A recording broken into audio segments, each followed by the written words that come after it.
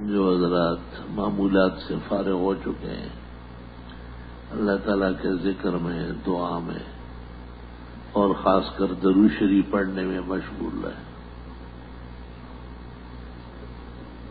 اعوذ باللہ من الشیطان الرجیم، بسم اللہ الرحمن الرحیم۔ الذين يتبعون الرسول النبي الأمي الذي يجدونه مكتوبا عندهم في التوراة والإنجيل يأمرهم بالمعروف وينهاهم عن المنكر ويحل لهم الطيبات ويحرم عليهم الخبائث ويضع عنهم إصرهم والأغلال التي كانت عليهم فالذين آمنوا به وعزروه ونصروه واتبعوا النور الذي أنزل مع أولئك هم المفلحون۔ اللهم صل وسلم على النبي الأمي وعلى آله وأصحابه وبارك وصل وسلم عليه۔ میرے بزرگوں، محترم بھائیوں اور معزز سامعین، میں نے سورہ اعراف کی 156 نمبر آیت پڑھی۔ اس آیت میں رسول اللہ صلی اللہ علیہ وسلم کے تشریف لانے کی برکات بیان فرمائی ہے اور آپ کی ذمہ داریاں بیان فرمائی ہے۔ ان میں سے بعض پر آج کلام کرنے کا ارادہ ہے۔ اللہ تعالیٰ نے اہل کتاب کی شکایت کی کہ یہ سب کچھ جانتے ہوئے حق قبول نہیں کرتے۔ حق سے مراد اللہ تعالیٰ کی وحدانیت، توحید اور جناب رسول اللہ صلی اللہ علیہ وسلم کا اتباع اور آپ کے لائے ہوئے دین اسلام اور آپ پر نازل ہونے والی کتاب قرآن کریم۔ اور یہ بات اللہ تعالیٰ نے اس طرح کہی کہ یہ رسول ان کے لیے کوئی نئے نہیں ہے، ایسا نہیں ہے کہ یہ پہچان نہ سکے۔ پیغمبرانہ منصب بہت عظیم ہے اور ان کے مناصب بہت واضح ہے اور ان کے احسانات انگنت ہے اور ان کی برکات بے شمار ہے۔ ان میں سے بعض کی طرف توجہ دلائی کہ آپ کے آنے سے معاشرے کو کتنی عزت ملی، کتنا سکون ملا، کتنا آرام ملا، خداوند تعالیٰ کے ساتھ کیسی نزدیکی اور قرب نصیب ہوا، گناہوں سے، شرک اور بدعت سے، دیگر مفاسد سے کتنی آسانی سے دوری عطا ہو گئی۔ بڑی شان سے یہ آیت ہے، الذین یتبعون الرسول النبی الأمی۔ ان اہل کتاب میں بھی ایمان والے ہیں، حق پرست لوگ ہیں اور وہ پیغمبر کا ساتھ دیتے ہیں اور ایمان رکھتے ہیں۔ یعلمہ علماء بنی اسرائیل دوسری جگہ کہا ہے، لیسوا سواء، سب ایک جیسے نہیں ہیں۔ من اہل الکتاب امۃ قائمہ یتلون آیات اللہ آناء اللیل وہم یسجدون۔ ان میں ایک جماعت ہے جو اللہ کے دین پر قائم ہے اور اللہ کے لیے ہی عبادت کرتی ہے۔ یؤمنون باللہ والیوم الآخر ویأمرون بالمعروف وینہون عن المنکر ویسارعون فی الخیرات واولئک من الصالحین وما یفعلوا من خیر فلن یکفروہ۔ جو یہ بھلے کام کرتے ہیں اس کی ناقدری نہیں ہوگی، ہمارے ہاں ان کو عزت ملے گی۔ واللہ علیم بالمتقین، اللہ تعالیٰ پرہیزگاروں کو خوب جانتے ہیں۔ ایسا نہیں کہ ایک تقویدار، پرہیزگار، دین کا ساتھ دینے والا، نفس، شیطان اور گناہوں کا مقابلہ کرنے والا، اللہ اس کے اس ہمت کو نظر انداز کرے گا۔ اللہ تعالیٰ متقی اور پارساؤں کو خوب جانتے ہیں اور اپنے علم اور شان کے مطابق انہیں اجر و ثواب عطا فرمائیں گے۔ الذین، یہ وہ لوگ ہیں، یتبعون الرسول النبی الأمی، جو اتباع کرتے ہیں رسول کی جو نبی بھی ہے اور بے پڑا ہے۔ رسول اس کو کہتے ہیں جس کو مستقل کتاب ملی ہو، جیسے ہمارے پیغمبر موسیٰ علیہ السلام جن کو توریت ملی تھی، عیسیٰ علیہ السلام جن کو انجیل ملی تھی، داؤد علیہ السلام جن کو زبور ملی تھی، یا ان کی قوم قبیلہ تبلیغ کے لیے مستقل ہو جیسے اسماعیل علیہ السلام جن کو بنو جرہم دیا گیا تھا، اور نبی الذی ینبئ عن اللہ تعالی، نبی کو نبی اس لیے کہتے ہیں کہ وہ اللہ تعالیٰ کے بتانے سے آگے بتاتے خبر دیتے ہیں۔ الامی، امی حقیقت میں کی طرف منسوب ہے، ماں کو کہتے ہیں عربی میں، یعنی جیسے ماں سے پیدا ہوا اسی طرح ہی ہے، اور اس کا مصداق ہوتا ہے بے پڑا۔ بے پڑا عام انسانیت کے لیے عیب ہے، لیکن رسول کے لیے کمال ہے، کیونکہ ان کی تعلیم اور تربیت اللہ تعالیٰ کی وحی سے ہوتی ہے۔ ان کے دامن پر کسی کی شاگردی کا دبا ان کے مقام رفیع کے خلاف ہے۔ اس لیے امام الاثر مولانا انور شاہ سے فرماتے ہیں، امی لقب و ماہ عرب مرکزی ایمان، ہر علم و عمل را کے مداری و مدیری، کہ امی آپ کا لقب ہے اور عربوں کا چاند ہے اور کل کائنات کی سورج ہے، اور آپ ہی تمام ایمانیات میں اور اعمال میں آپ پر ہی دار و مدار ہے۔ امی لقب و ماہ عرب مرکزی ایمان، ہر علم و عمل را کے مداری و مدیری، ادراک بختمست و کمالست بخاتم، عبرت بخواتین کے دردور آخری، عقدہ تقدیر کے از کسب نشد حل، حرفی تو کشودا کے خبیری و بصیری، حق است چو ممتاز حق است و حق ہست چو ممتاز ز باطل، آدین نبی ہست اگر پاک ضمیری۔ تو تین صفات یہاں بیان ہوئے ہیں، ایک رسالت، دوسری نبوت اور تیسری امیت۔ فرمایا کہ تین مقامات رسول اللہ صلی اللہ علیہ وسلم کے نرالے ہیں، ایک تو کل کونین کے لیے آپ کی تشریف آوری ہے اور بڑی کتاب دی گئی مستقل شریعت و رسول ہے، دوسرے آپ نے بہت تفصیلات بیان فرمائی۔ صرف ایک مثال دیتا ہوں اور ذرا کان کھول کے سنا کرے باتوں کو، وہ یہ کہ آپ نے کہا کہ ہر نبی نے دجال کے بارے میں امت کو آگاہ کیا، میں تمہیں اس کے بارے میں ایسی باتیں بتاتا ہوں جو آج تک کسی نے نہیں بتائی، کہ اس کی ایک آنکھ بالکل ٹیڑھی ہے، انگور کے دانے کی طرح سوجی ہوئی ہے، وَإِنَّ رَبَّكُمْ لَيْسَ بِأَعْوَرَ، اور اللہ تعالیٰ عیب سے پاک ہے۔ دجال اپنے آپ کو خدا بھی کہے گا۔ یہ آپ نے کیوں کہا؟ لا الہ الا اللہ۔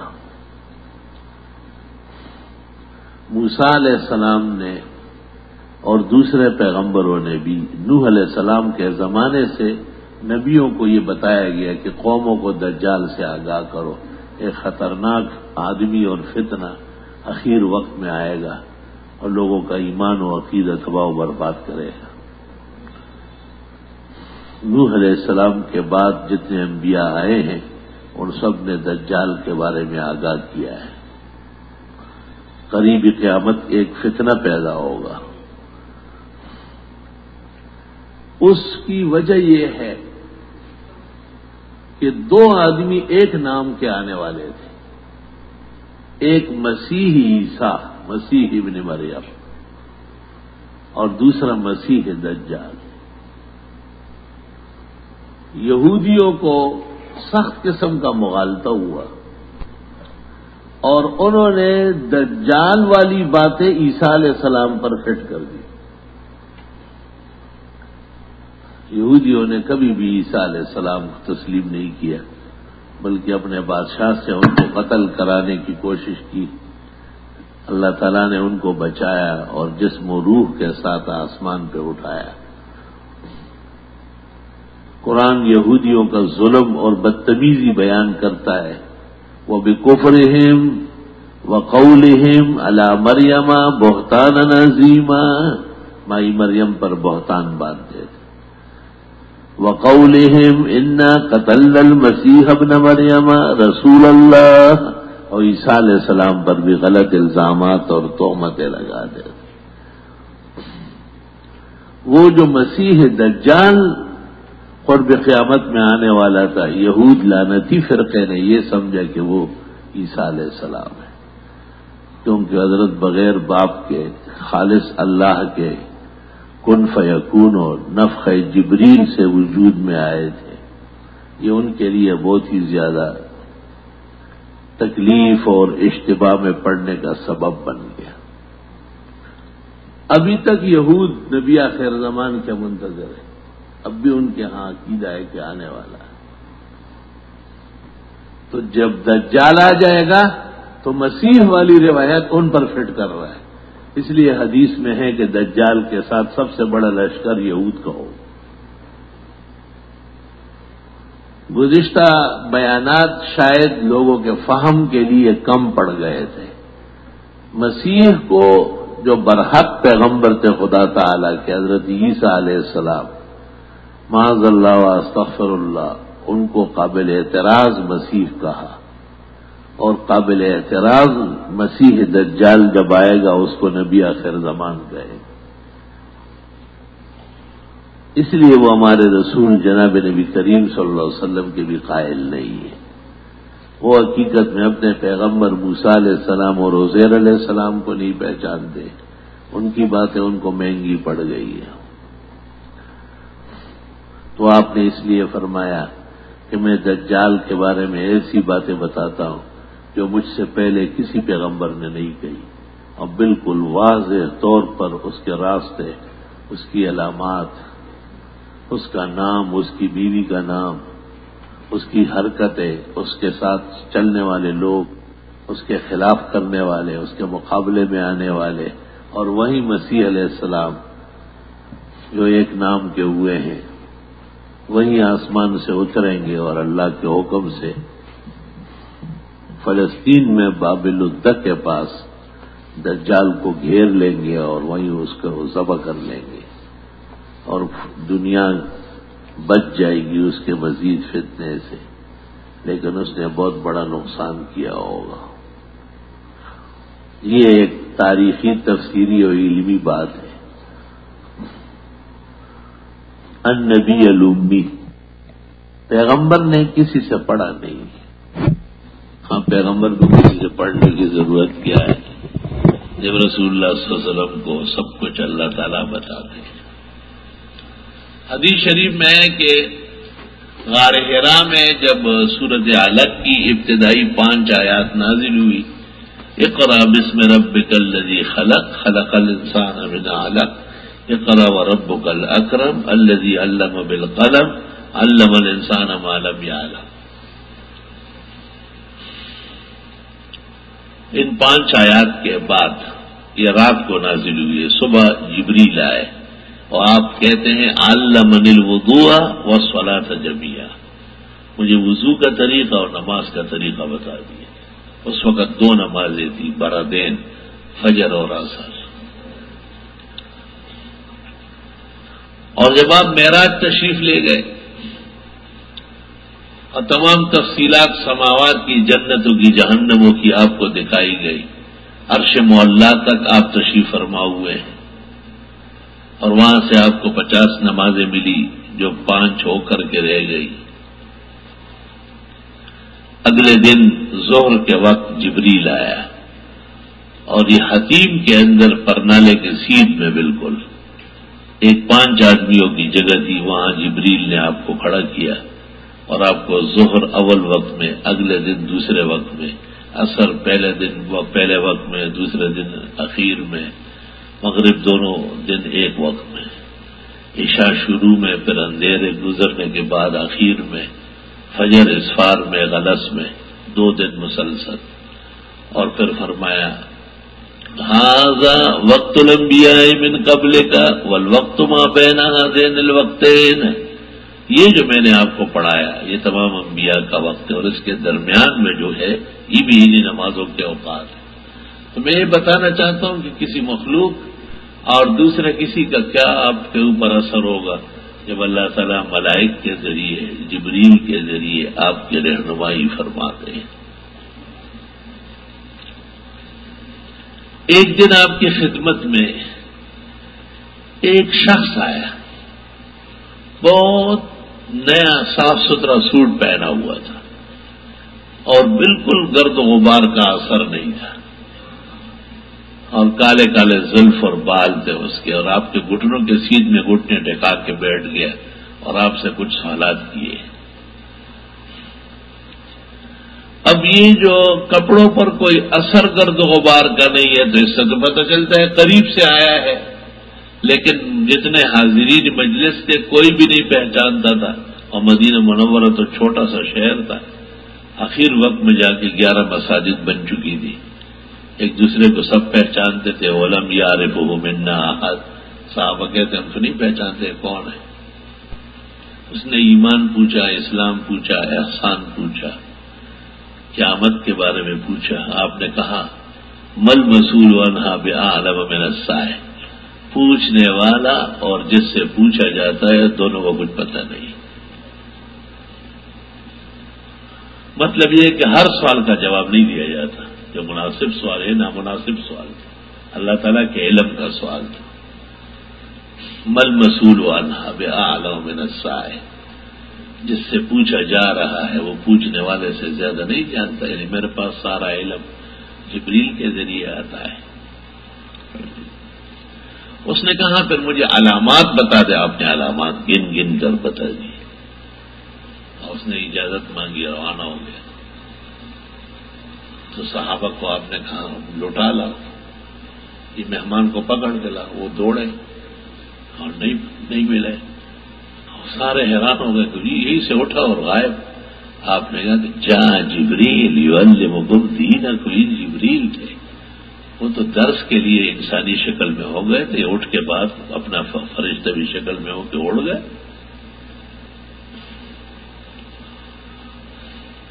اللہ تعالیٰ نے آپ کو کتنا بڑا علم دیا ہے۔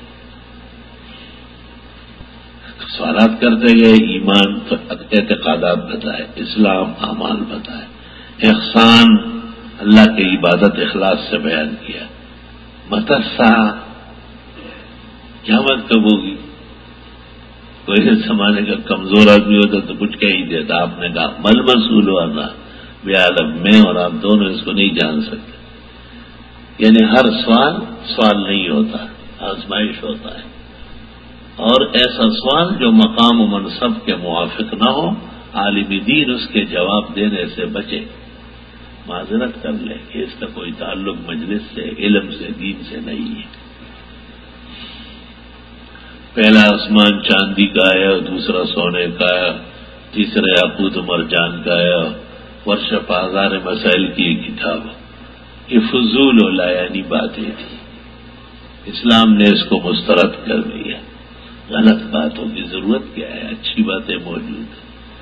7 زمینوں کے نیچے ایک بیل ہے، اس کے بڑے بڑے سینگ ہیں اور اس پر زمین پڑی ہے، جب وہ تھک جاتا ہے اور ایک سینگ سے دوسرے سینگ پر زمین بدلتا ہے تو زلزلہ آ جاتا ہے۔ ہاں یہ سوال، یہ کمزور باتیں، اور وہ اسماعیل علیہ السلام کے بدلے میں جنت سے جو مینڈا آیا تھا اس کا گوشت کس نے کھایا، یہ نافہم سوال ہے، بےہودہ سوال ہے۔ میں نے کہا ہے خطیب صاحب کو، میں نے کہا یہ آپ کی شان کے لائق نہیں ہے، فضول باتیں کرنا، اور خیر ہے لیکن عالم سمجھ لیں گے کہ غیر عالم، عوام تو ہر بات پہ آہا کرتے، اس کا کوئی اعتبار نہیں ہوتا، کیونکہ تفسیر کا ایک قاعدہ ہے ہمارے ہاں علماء کے ہاں کہ جن چیزوں کی وضاحت شریعت میں نہیں ہے ان کو اسی طرح سربست رہنے دو، نبہم ما ابہم اللہ، اور جن چیزوں کی وضاحت ہے اور وہ سمجھائی گئی ہے ان کو خوش دلی سے قبول کیا جاتا ہے، اسے محکمات کہتے ہیں، اور جن کا وجود ہے لیکن تفسیر نہیں ہے اس کو متشابہات کہتے ہیں، ان کو محکمات کے تابع کرتے ہیں۔ جیسے نماز میں قیام ہے، رکوع ہے، سجود ہے، قومہ ہے، جلسہ ہے، قاعدہ ہے، اب یہ ہیئت و شیڈول شارع علیہ السلام نے بنایا ہے. اس کی حکمت لوگوں کو معلوم ہونا ضروری نہیں ہے کہ کوئی کہے کہ رکوع پہلے کیوں ہے، سجدہ بعد میں کیوں ہے، یا کوئی کہے کہ یہ رکوع ایک ہے اور سجدے 2 کیے جاتے ہیں، اور قرآن کریم صرف قیام میں پڑھا جاتا ہے. یہ غلط سوالات ہیں، بےہودہ سوالات ہیں. اس کے جواب سے بھی کوئی فائدہ نہیں ہوگا. حدیث شریف میں اس کو اس طرح سمجھایا. آپ نے فرمایا کہ تم آرام سے بیٹھے ہوں گے بڑی تسلی سے اور کہو گے کہ خلق اللہ الارض والسماء والجبال والابحر، اللہ نے آسمان پیدا کیا، زمین پیدا کی، پہاڑ پیدا کیے، جنگلات، پانی، اور ہر مخلوق اللہ تعالیٰ نے پیدا کی. فرمایا پھر شیطان آہستہ سے تمہیں تکلیف دینے کے لیے آ جائے گا اور آپ کے عقیدے کو جھٹکا دینے کے لیے، تو آپ کو کہے گا فمن خلق اللہ، اللہ تعالیٰ کو کس نے پیدا کیا؟ تو آپ نے فرمایا جب یہاں تک پہنچے تو بائیں طرف تھوکے اعوذ باللہ من الشیطان الرجیم لا حول ولا قوت الا باللہ پڑھ لیں.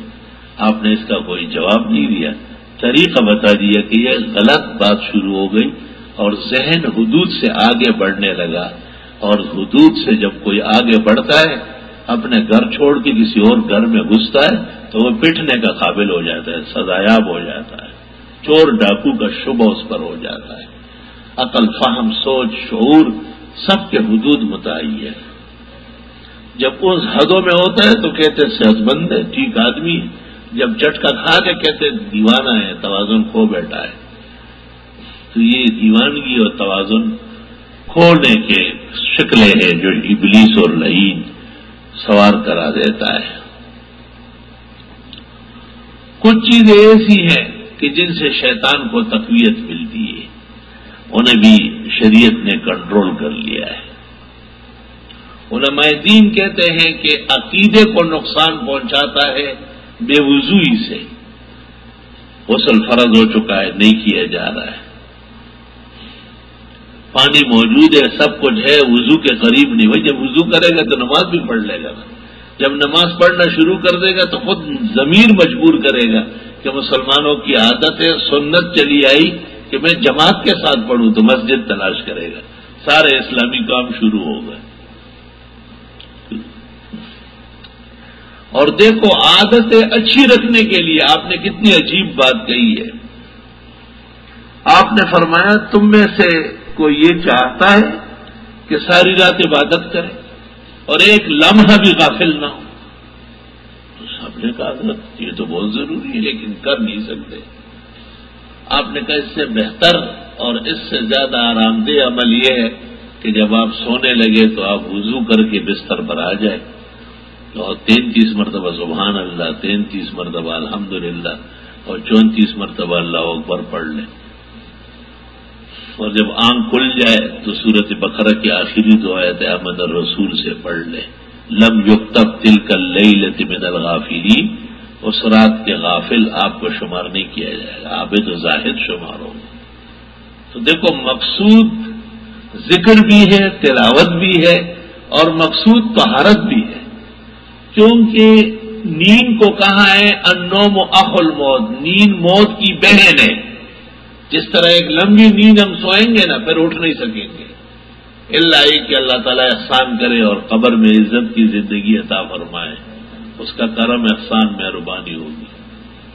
ایک لمبی نیند آنے والی ہے. اس سے پہلے پہلے ہر رات کو ہماری مشق ہوتی ہے کہ جیسے آج آپ سو رہے ہیں اور آدھی روح چلے گی، آدھی کہیں چلی گئی. ایسا ایک وقت آ جائے گا کہ یہ موجود ہے جسم بالکل سنسان ہو جائے گا، غیر متحرک ہو جائے گا. لوگ اٹھائیں گے بٹھائیں گے، خواہ وہ آگ میں ڈالے، گٹر لائن میں پھینکے، سمندر میں ڈالے، یا عزت کے ساتھ پاک صاف کر کے کفن پہنا کے جنازہ پڑھ کے مسلمانوں کے قبرستان میں رکھے. یہ تو اب مردہ بدست زندہ دوسروں کے حوالے ہے، خود تو وہ حرکت نہیں کر سکتا ہے. تو عادت ہے صحیح رکھنے کے لیے کہ لوگ پھر آپ کو وضو کرائیں گے نہلائیں گے، کفنائیں گے، پاک صاف اٹھائیں گے، جنازہ پڑھیں گے، تو اس سے پہلے تجھے پاکی کی عادت نہیں، تجھے شرم نہیں آتی؟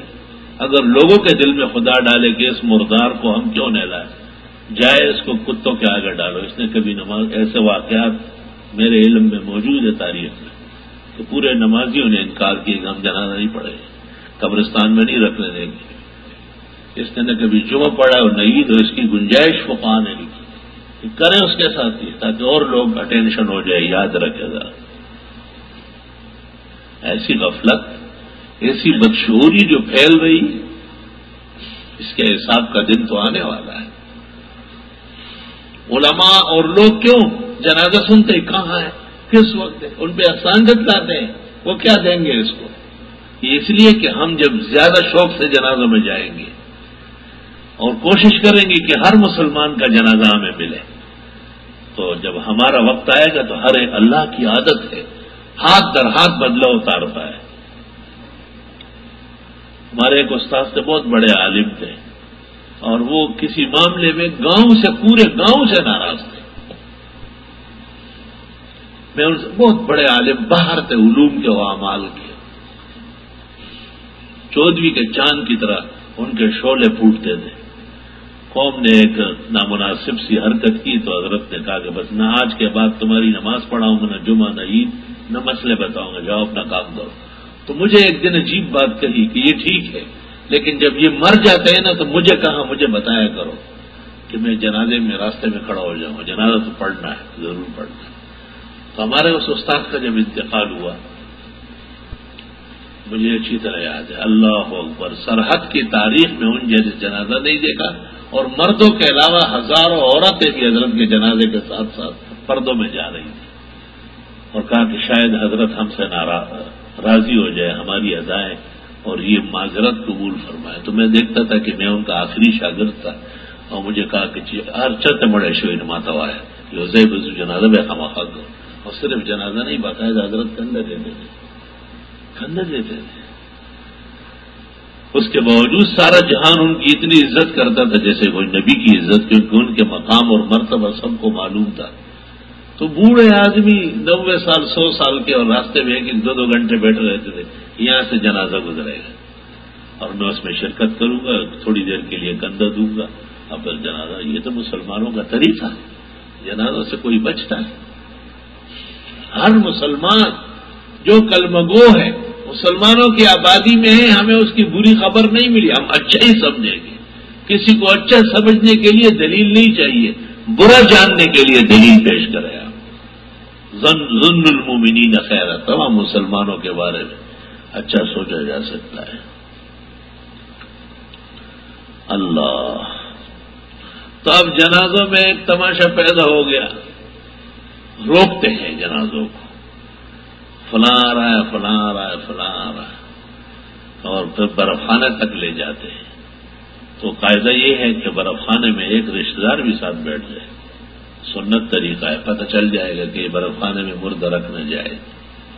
شریعت کے اندر مردے کے ساتھ وہی سلوک ہے جو زندے کے ساتھ۔ پہلا مسئلہ یہ کہ حقدار تعظیم کا مردہ ہے، جس کی جان نکلی ہے، وہ جو آنے والا ہے اس کا خیال رکھا جا رہا، اس کو رہنے دو۔ حضرت اقدس مولانا انور شاہ صاحب کا جنازہ تھا دیوبند میں، اور اطلاع آئی کہ مولانا ظفر علی خان لاہور سے بذریعہ موٹر 2 گھنٹے میں پہنچ جائے گی۔ تو مولانا حسین احمد مدنی شیخ الاسلام نے کہا کہ ظفر علی خان کے لیے حضرت شاہ صاحب کو دیر کرانے میں کیا حکمت ہے؟ بس فوراً جنازہ اٹھا لیا گیا اور تدفین کر دی گئی۔ مردے کا خیال رکھنا چاہیے، اس کا گھر اجڑا ہے، اس کی زندگی چینی ہے، اس کے بازار اور بہار خزان میں ہوئے ہیں، تو یہ زندوں کا خیال رکھتے ہیں، اس غریب کو برف خانے کے اندر رکھ لیتے، درست اور جائز نہیں۔ اچھی طرح کان کھول کے سنے ان مسائل کو۔ اسلام نے بڑے مسائل کی بھی رہنمائی کی اور چھوٹے مسائل کی بھی رہنمائی کی۔ بھئی بڑا مسئلہ تو یہ کہ باوضو ہونا چاہیے، اور چھوٹا مسئلہ یہ ہے کہ اگر بغیر وضو کے ہو تب بھی دعا مانگنا اور ذکر کرنا تو جائز ہے، تاکہ آپ کا دل اور آپ کی زبان تو اللہ تعالیٰ کی یاد سے تر بتر ہو، کہیں ایسا نہ ہو کہ اس بے وضوئی سے فائدہ لے گی اور شیطان نقصان پہنچا دے۔ کچھ چیزیں ایسی ہیں جس طرح جو ہے نا انگڑائیاں لینا منع فرمایا کہ اس سے شیطان خوش ہوتا ہے، اس سے آپ کی تھکاوٹ تو دور نہیں ہوگی۔ اور جمائیاں آتی ہے بعض لوگوں کو تھکاوٹ کی وجہ سے یا نیند کم ہونے کی وجہ سے یا رزق زیادہ کھانے کی وجہ سے، تو آپ نے فرمایا جب تم میں سے کسی کو جمائی آئے روکے اس کو جہاں تک ہو سکے، اور اگر نہیں روک سکتا ہے تو پھر ہاتھ منہ پر رکھے۔ علماء کہتے ہیں بائیں ہاتھ کی بائیں طرف، اور نماز میں قیام کی حالت میں دائیں ہاتھ کی اندرونی ہتھیلی منہ پہ رکھو۔ اب مجلس میں سب بیٹھے، ایک آدمی کو جمائی آئی اور اس نے اپنا منہ اتنا کھولا کہ دوسرا سمجھتا ہے کہ شاید میرے کھانے کا انتظام کر رہا ہے۔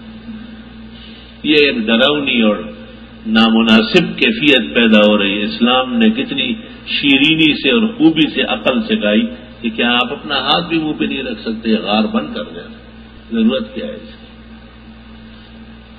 اور بعض لوگوں کی عادت ہوتی ہے کہ وہ جب جمائی لیتے ہیں اس کے ساتھ آواز بھی نکالتے ہیں۔ آپ نے کہا لا تقل ہا ہا، اس کے ساتھ ہا ہا نہ کر، ان الشیطان یضحک من، شیطان کہتے ہیں دیکھو کیسے حرکت میں نے اس کے ساتھ کی، ایسا نہیں منہ کھلوایا آواز اس کے نکلوا دی، بالکل کھلونا بنا دیا اسے۔ تو پیغمبر نے دونوں راستوں کی تعلیم دی کہ جہاں تک ہو سکے روکو، آ رہا ہے تو ہاتھ رکھو، آواز بالکل نہ نکالو۔ اب آپ دیکھیں جب یہ کیفیت آپ کو یاد ہوگی تو آپ کو اپنے مسلمان ہونے پہ خوشی ہوگی کہ الحمدللہ کہ ہم مسلمان ہیں۔ اتنے سے مسئلے کی کتنی رہنمائی ہو گئی، لا الہ الا اللہ۔ بعض اوقات خیال نہیں ہوتا، لوگ انگلیوں کو ٹکاک نکالتے ہیں، ایسے انگلیاں چٹکاتے ہیں، کبھی انگلیوں میں ڈال کر کبھی ایک ایک۔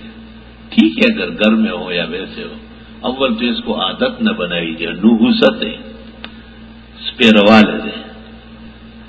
اور دوسری بات یہ کہ نماز میں اور مسجد میں تو بہت زیادہ بری بات ہے۔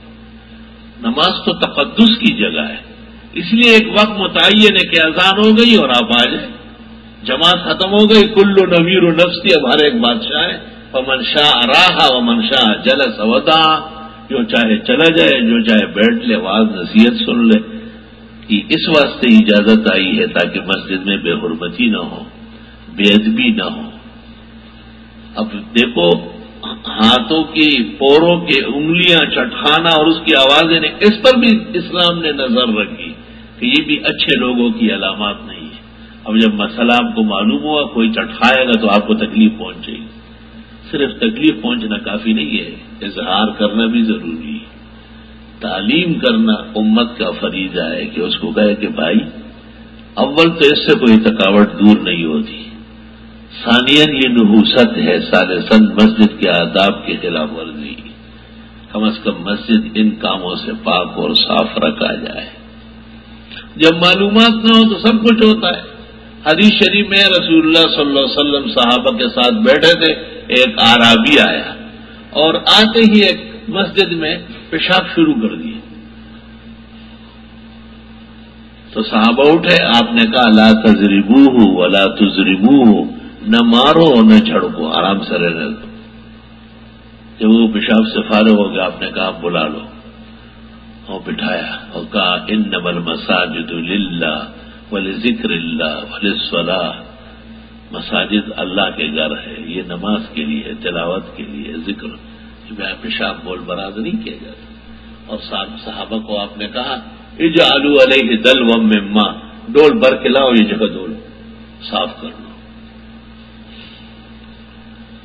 بعض روایات میں کہ وہ اس کے بعد مسلمان ہوا، غریب آیا اسلام کو دیکھنے، اب اگر وہ لوگ اٹھ کے اس کی پٹائی کر دیتے تو وہ کیا اسلام لاتا؟ اگر وہ لوگ اس کو کہتے کہ ماہ ماہ ماہ خبردار، تو چلتا ہوا پیشاب رکتا کہاں ہے؟ اس کے دل پر اثر ہو جاتا ہے کہ اتنا سخت دین ہے، چلتا ہوا پیشاب رکواتا ہے۔ اور چلتا ہوا پیشاب اگر رک بھی جائے تو جسم پلید، جگہ پلید، فائدہ تو کچھ بھی نہیں۔ آپ نے کہا آرام سے کرنے دو، فارغ ہونے دو۔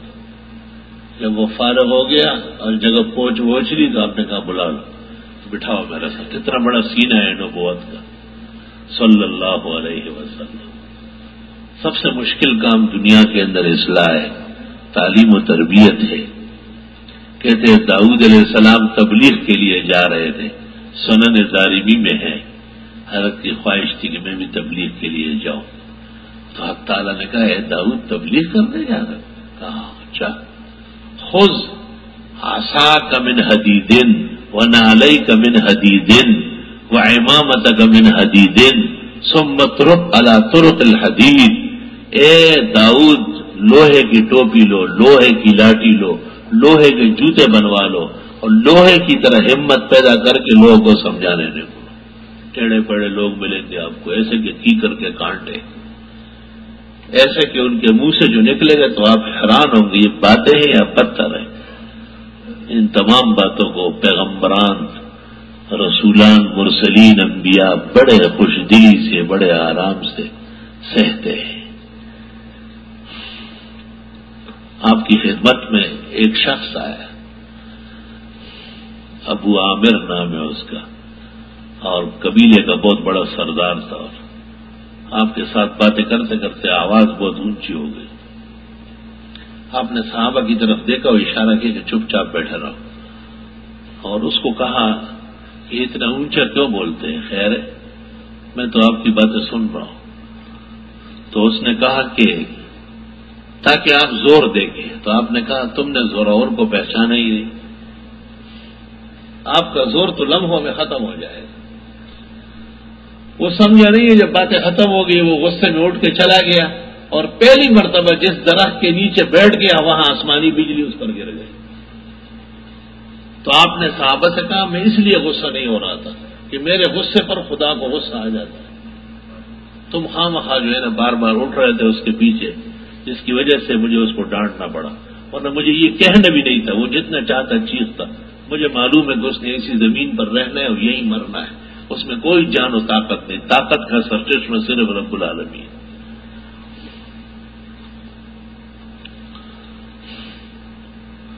مشکل کام دنیا کے اندر اصلاح ہے، تعلیم ہے، تربیت ہے، اور اس کا ایک انداز تبلیغ کا بھی ہے۔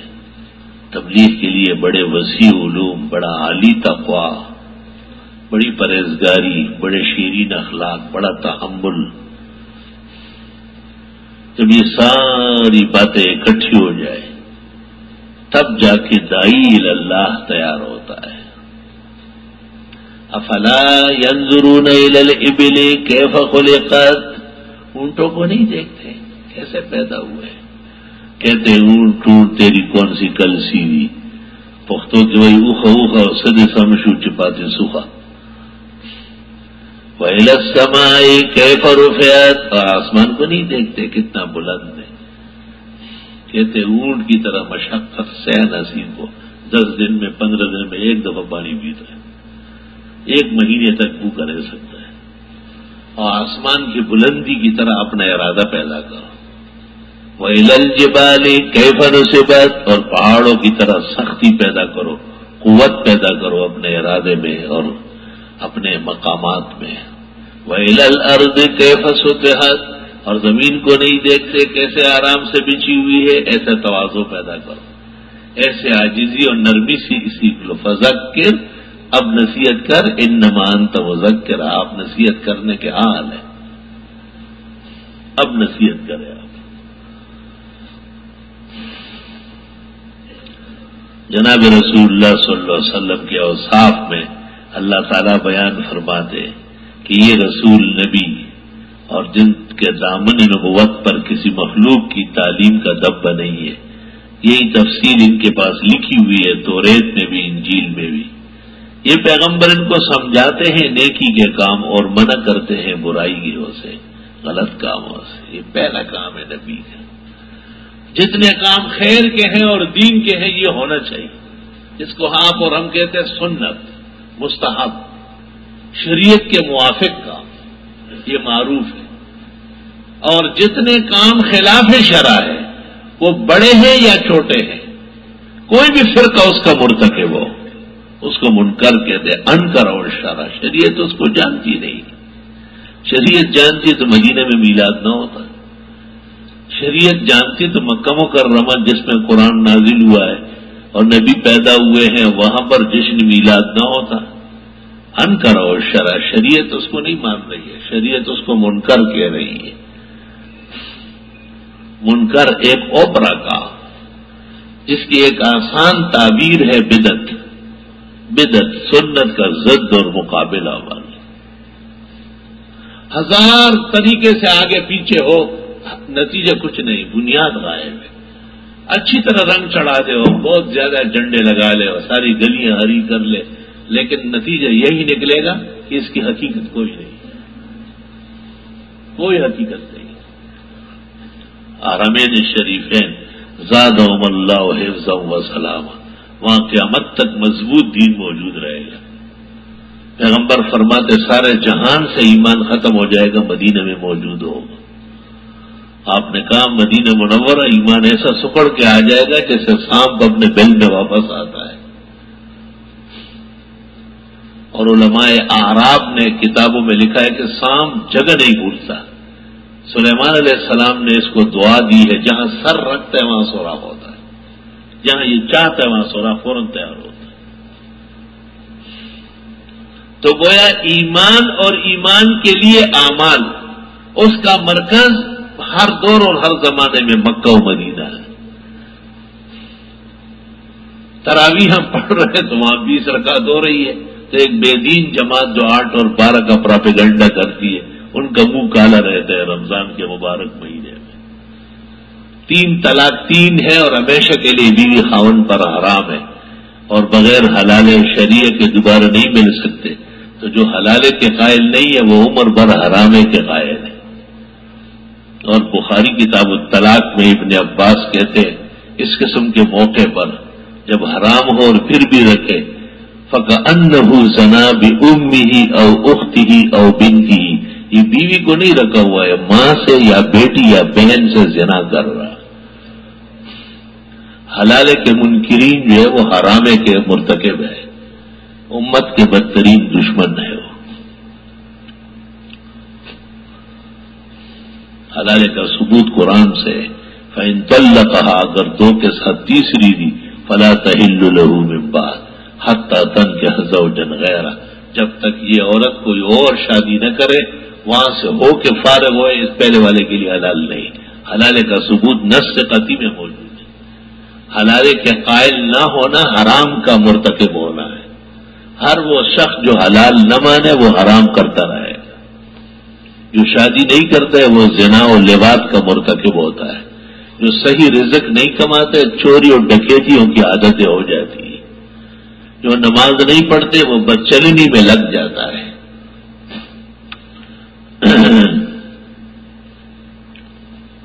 وَيَنْهَاهُمْ عَنِ الْمُنْكَرِ، اور یہ پیغمبر ان کو ان غلط کاموں سے منع کرتے ہیں.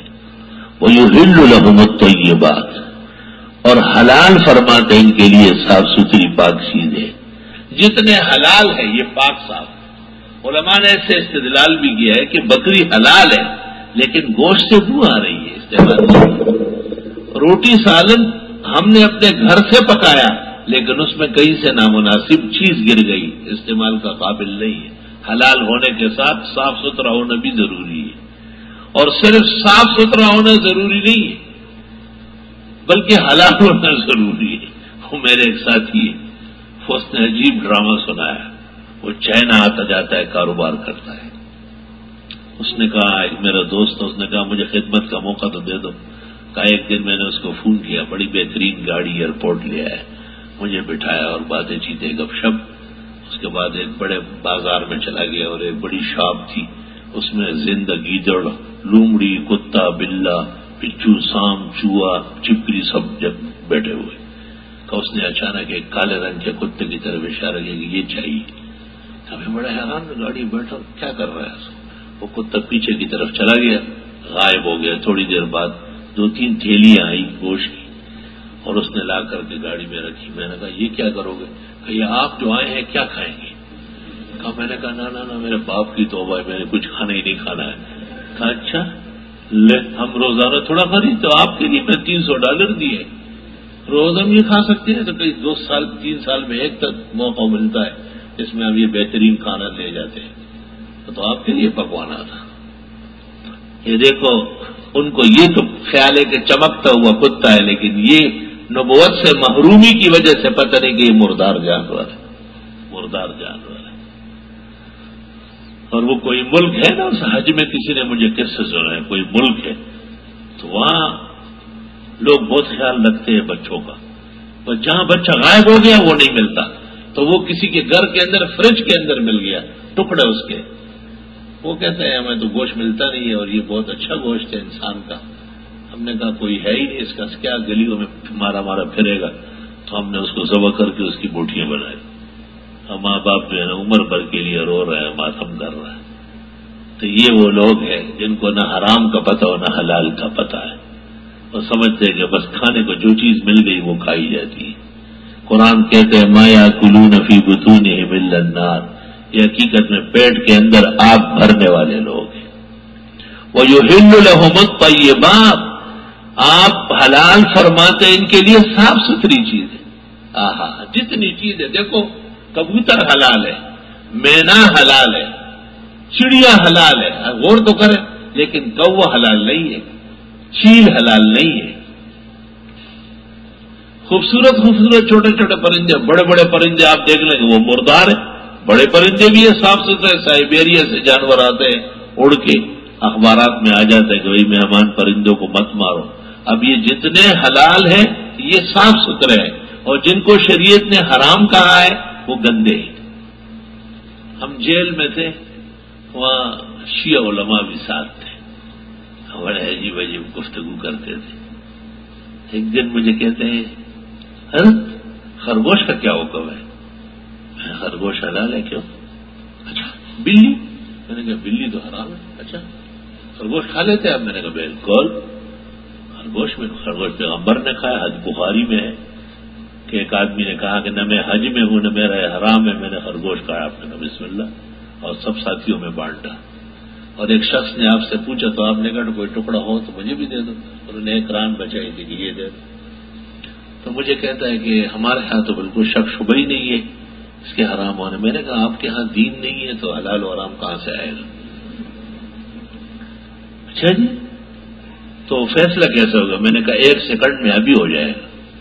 بلی کو اور کتے کو تو آپ حرام مانتے؟ کہا بالکل۔ میں نے کہا خرگوش جس طرح یہ دونوں قطعی حرام ہے، اس طرح بغیر شک شبے کے خرگوش حلال ہے۔ اور دلیل یہ ہے کہ ہم گوشت بھی لے آتے ہیں اور گھاس بھی لے آتے ہیں ہری، اور ان کے آگے ڈالتے ہیں۔ اگر خرگوش گھاس کھانے لگا تو یہ بکری اور مینڈے اور مرغی کی طرح حلال ہے، اور اگر وہ گوشت کھانے لگا تو یہ بلی اور کتے کی طرح مردار ہے۔ تو طالب چوری مجھے کہتے ہیں نہیں حضرت وہ گھاس کھاتا ہے، وہ گوشت ہی کھاتے ہیں، وہ گھاس کھاتے ہیں۔ میں نے کہا تو حلال ہونا قطعی ہے، آپ مانے نہ مانے وہ علیحدہ بات ہے۔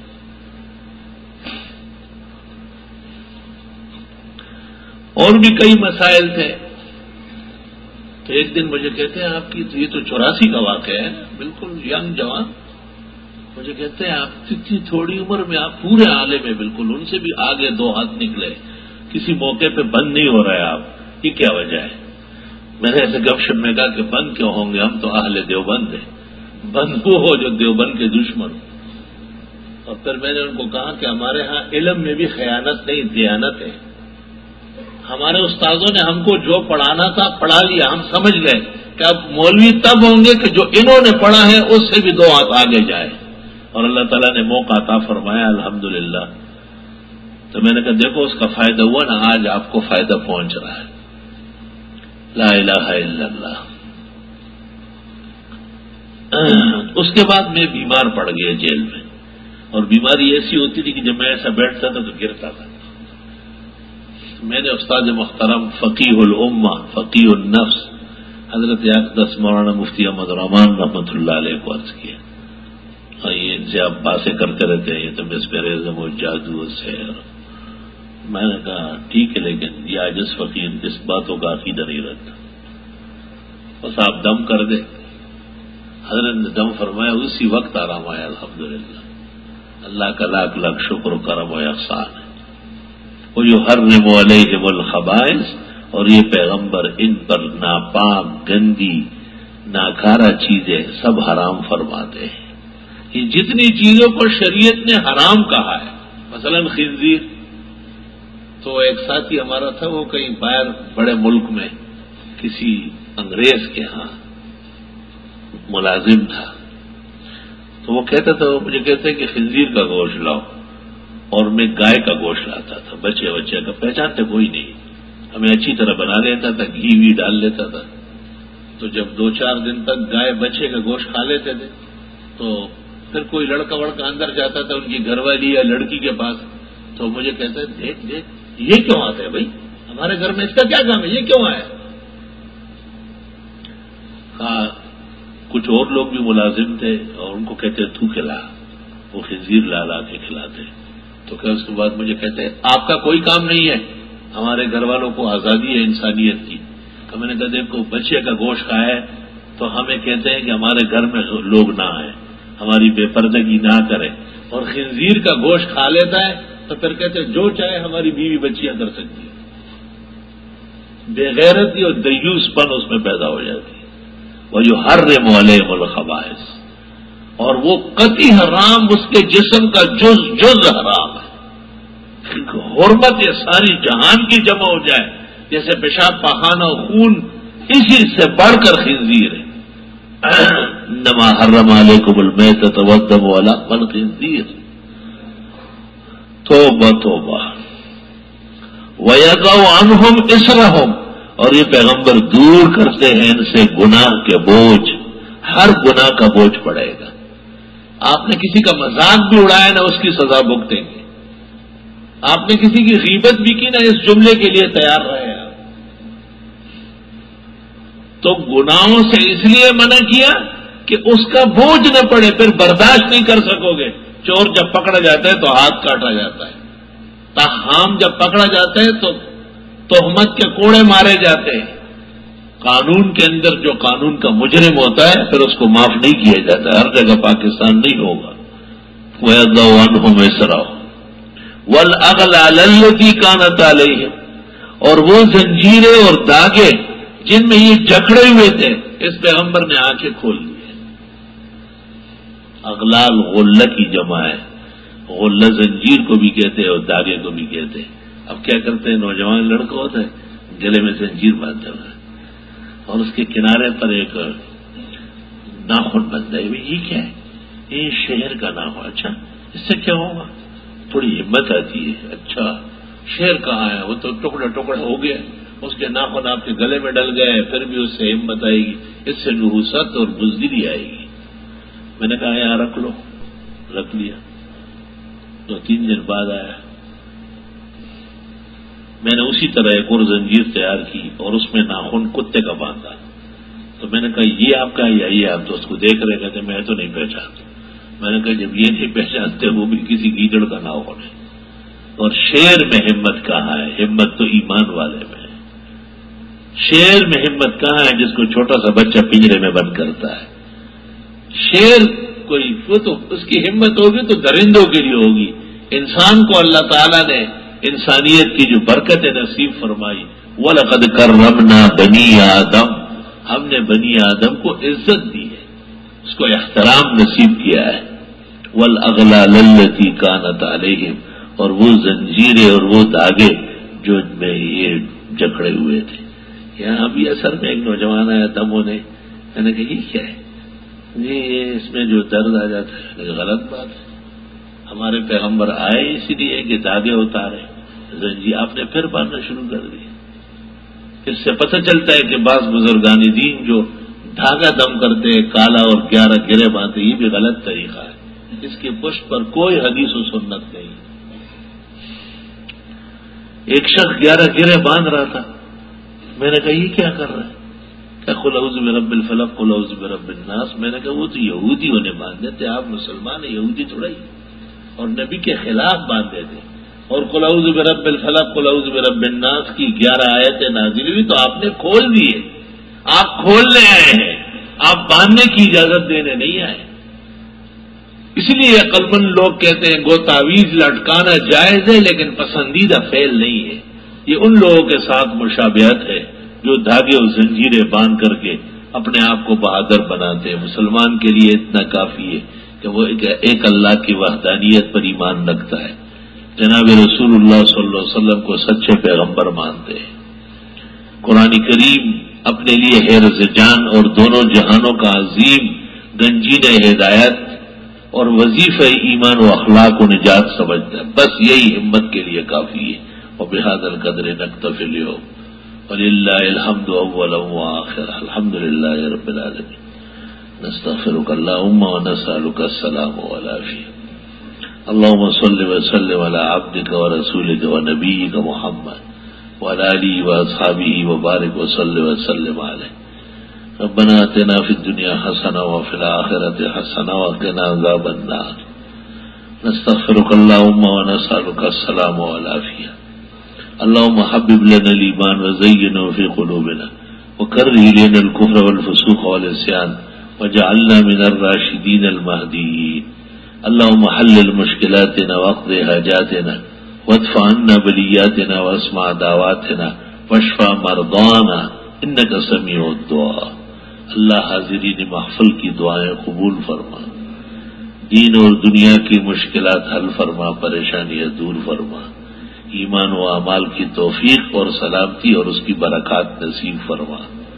بیماروں کو صحت شفا عطا فرما، مسلمان مرحومین کی مغفرت فرما. دیگر الجھاؤ اور رنج اور غم کے مرتکبین کو نجات، رہائی، سلجھاؤ اور فرحت نصیب فرما. بے اولادوں کو نیک صالح اولاد عطا فرما. بے ازدواجوں کو عزت کے خوشگوار پائیدار رشتے عطا فرما. بے روزگاروں کو اپنے خزائن سے عزت کا وسیع حلال رزق نصیب فرما. شکر رنجیاں اور تکلیفیں، دشمنیاں اور پریشانیاں الفت رافت محبت میں تبدیل فرما. اللہ دنیا سے بڑھ کر آخرت کی فکر و تیاری عطا فرما. اللہ آخرت کا سفر ایمان کے ساتھ، خوشنودی کے ساتھ، خوشگواری کے ساتھ، عزت و آفرینی کے ساتھ آسان فرما. خاتمہ بالخیر و ایمان فرما. قبر جنت کا باغ بنا. میدان حشر و نشر میں رسول کریم صلی اللہ علیہ وسلم کے لواء الحمد کے نیچے جگہ عطا فرما. آپ کے مبارک ہاتھوں سے حوض کوثر کا پانی پینا نصیب فرما. آپ کے جمیع انبیاء و مرسلین، اولیاء و متقین، اعزاء و اقربا، منقادین، مطیعین، مخلصین کے ساتھ خاص کر فخر المرسلین صلی اللہ علیہ وسلم کے ہمراہ جنت الفردوس نصیب فرما. صلی اللہ تعالی